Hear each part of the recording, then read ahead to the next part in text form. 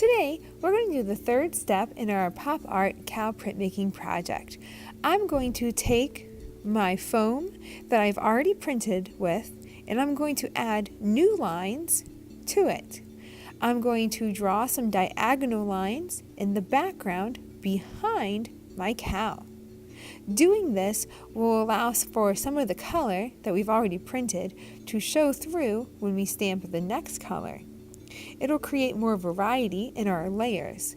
So all I'm going to do to begin with is to put a diagonal line pattern behind my cow. So any part of your foam that's the background gets a diagonal line.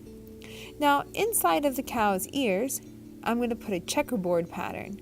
I'm going to crisscross my lines so that way it's different from the background.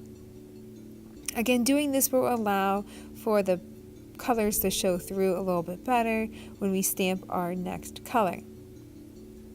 I did that to the spots, the nose, and I'm going to put a couple lines in the hair. So now that I'm done adding my lines to my foam plate, I'm going to go ahead and get my materials for printing. I'm going to put my pencil away.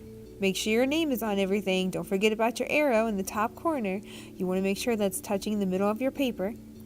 Apply the ink to your foam by rolling it across the top of it. Cover the whole thing evenly.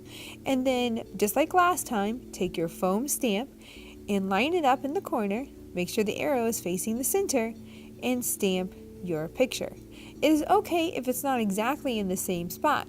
Because it's a different color, it's going to make it look a little bit fuzzy. If it's not in the same spot, it'll kind of look three-dimensional because we're using a variety of colors.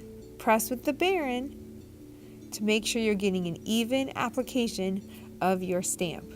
So when you pull your print, it'll look nice and even. Remember, it's okay if it comes out a little fuzzy. That's part of the printmaking process. That looks good. So now I'm going to repeat the steps by rolling the brayer and the ink, applying the ink to the foam plate, and then stamping it in my picture. Making sure to use the baren to press down the edges and the corners so my picture turns out as evenly as possible. Try not to get the handle of the brayer and the ink. Make sure you leave it facing up.